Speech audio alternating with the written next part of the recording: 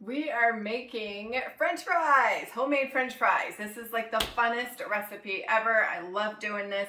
So we are going to be starting with russet potatoes. So you want to get about this size russet potato. Any smaller, you're going to lose too much of what you're going to need for a longer French fry. So get a good medium-sized one. You don't need a massive one, but don't get those real tiny ones either. And then of course you're going to want to go ahead and peel it. And you can see I've already have these ones peeled here. And a fun little trick that I figured out with our onion cutter that we use, and normally this goes into here and then you push it inwards, but we have two different sizes. So you've got this one that you can make fat daddies with, fat daddies French fries, and then also you have skinny French fries. So we're actually going to use this one, and this is our base. So I was thinking that was the base, but that's the base. Anyways, you're gonna see it. Here's what we're gonna do.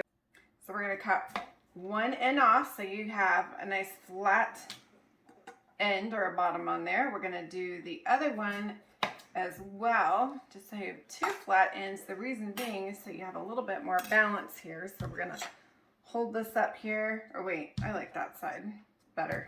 Yeah, let's do this one. Okay, got a step stool, so I have some leverage. We're gonna move this one out of the way. Here's how this will actually look when it's all done. And what I do is I get rid of the edges because I only want the perfect long ones. So we now have all of these perfect, amazing little skinny French fries. And we're gonna put that in the pot over here. We'll get back to that in a second. Okay. So now we're gonna push down on here. So this is a blade. You will need leverage.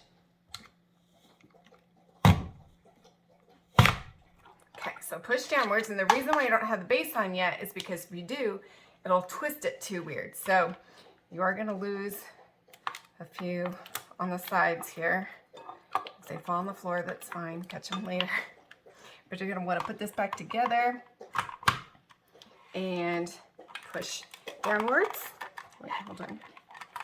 Oh, I got a French fry here. Put that out of the way. There you go. And again, you're gonna get rid of the edges because you don't want the tiny French fries. You only want the good lengthwise ones.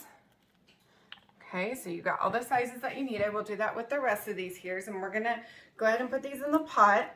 And I only filled the pot up about halfway because as you start putting all these in here, that water will rise. I do have a little bit of extra water here for later, just in case. And you are going to want to add Karo syrup to this. You don't need too much, but that sweetness, it just does the trick. So I don't remember exactly why we're doing this, but I just know it works. If you don't do it, you lose some flavor in there somewhere. What we're gonna do is we're gonna bring this to a boil. Once it's to a boil, we will then pull it off of the burner and strain it and cool it down with some cold water. So you're not over boiling these. You're not actually cooking them all the way through. You're just bringing them to a boil and that's it. Because if you cook them all the way through, they'll just start falling apart. And I'll see you back here for the next segment so you know what to do next. This is how you want it to look when it comes to a boil. See, it's about ready to go over the edge right here. All right, we are done. So now you can kind of see what's going on in here. Ooh, French fries. All right, they're not done yet. That's just this part of the process. We are going to put them in this colander here and rinse them in cool water. We are now rinsing them off in cool water. Make sure they are totally cool before we're gonna put them on a cooling rack so they can drip dry a little bit. Then we're gonna put them in the freezer. Okay, so we've got them all rinsed and cooled.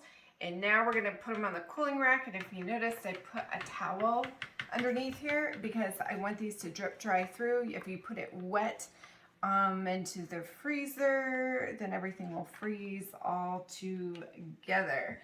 And I will pat this down with a paper towel as well. So we're gonna spread these out a little bit here and get them to dry. So I will eventually get them on this pan with the wax paper, but this needs to be dry before we can put it on there. And then once we have it on the wax paper in the pan, we will then put it into the freezer.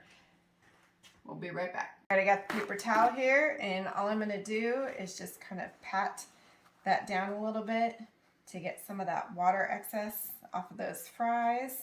And we'll let that sit there for a bit until we can get them where we want them, a little bit more dry, to add them onto the pan.